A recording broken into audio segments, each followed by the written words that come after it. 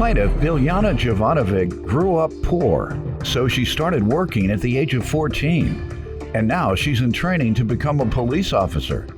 Biljana says although she doesn't know the defendant, she's suing because she claims he totaled her car. Defendant Roy Walker says at age 7 he was prescribed pills to help him focus, and from that point on, he became an addict. Roy claims he eventually became addicted to cocaine, but he's now clean and sober. He's countersuing Biljana for defamation. Start with you. Hi, Your Honor. I just wanted to start by saying that I don't know the defendant personally, but he did cause me a lot of debt. I grew up very poor. I started working at 14 years old, and by the time I was 18, I had my first child and I was in college. I tried to maintain that, and it was just overwhelming because Where were you raised? Oh, in Portage, Indiana. I know you were poor. I said, where were you raised? What do you mean, where? Poor Indiana. All of Indiana isn't poor. No, Portage. It's Portage. You were poorish. No, it's called. You weren't all the way poor?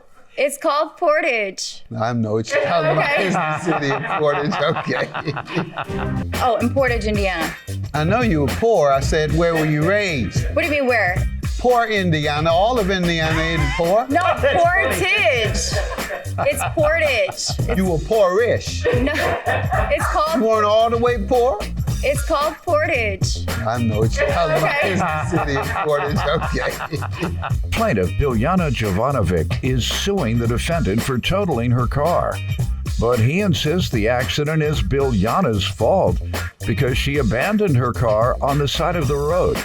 You made it to college. You didn't let the poverty get in the way of Right, but I ended up dropping out. motivation. I ended up dropping out of college. It was just too much for me. I was a single mom. So back in 2013, I was like, you know what? I'm tired of working a minimum wage paying job. So I ended up reapplying for college, but I ended up pregnant again. So at that time I had a child with disability. He has autism. And it was just really hard, and the relationship was really toxic. So I ended up leaving everything and the minimum wage job in 2015. I ended up getting a new job at a casino. I make decent money there. So I tried to, I'm like, you know what? I've always wanted to become a police officer. I'm going to do this. So I reapplied in 2018. And guess what happened, Your Honor? You're a police officer. No, I'm pregnant again. Oh, Lord. So, but this time I'm like, you know what? If I keep reapplying, like at school, I'm gonna keep getting pregnant. So I was like, you know what? I'm not gonna stop.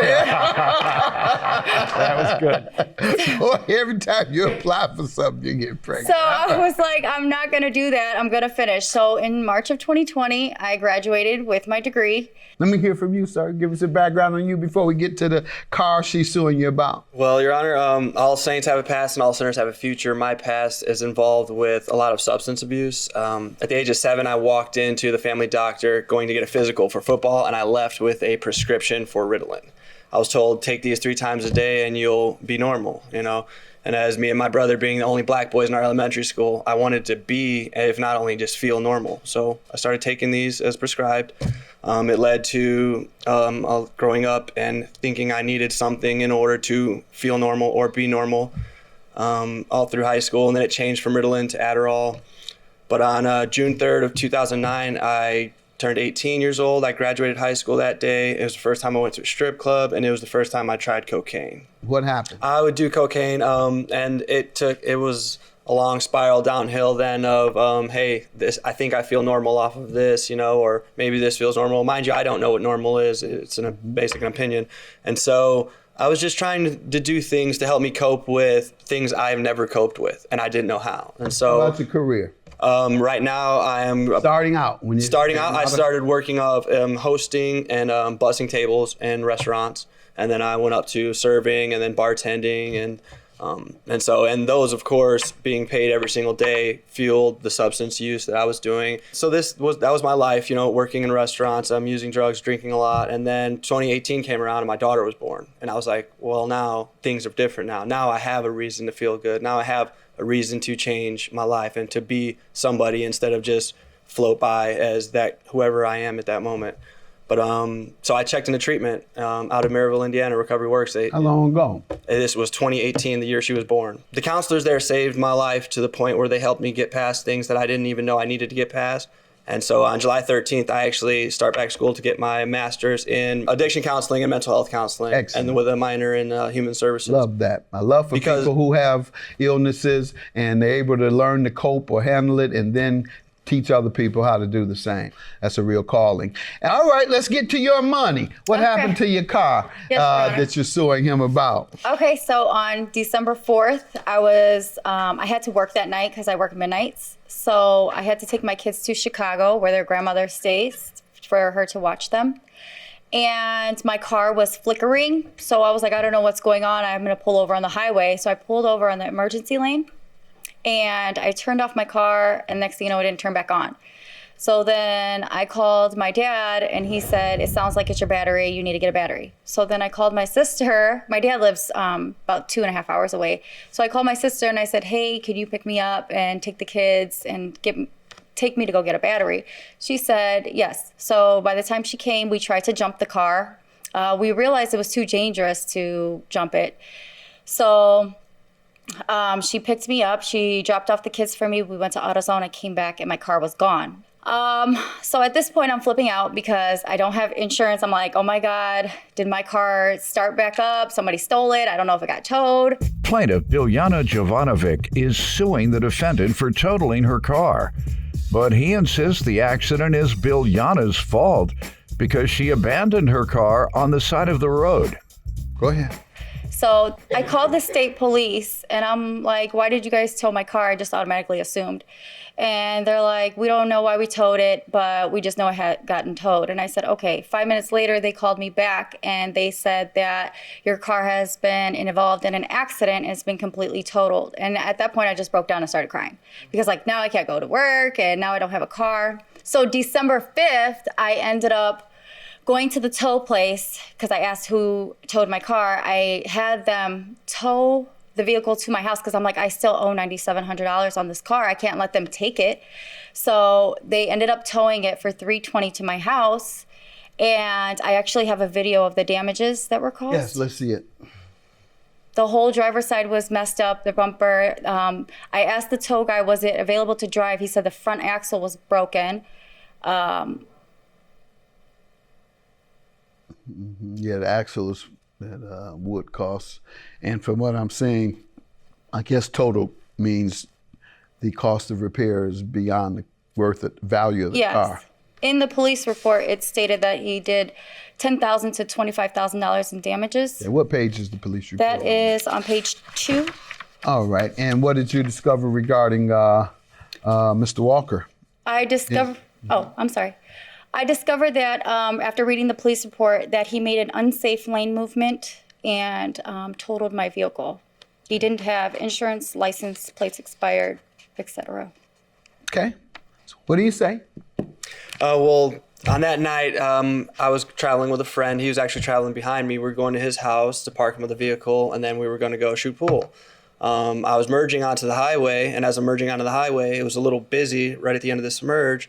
And there was a semi right in front of me, and then there was a big F-350 carrying a trailer, and they were right there, and neither one of them was able to scoot over, so I tried to slow down a little bit to maybe get in between. The F-350 wasn't letting me in, so at this time I'm speeding up, and I'm coming towards the end of the merge. And as I'm coming towards the end of the merge, trying to get in front of the semi-trailer, there was a blacked out car, no hazards on, no cones or nothing, right there at the end of the merge, almost in the highway. And as soon as I see it, I'm like, oh, I locked the brakes up.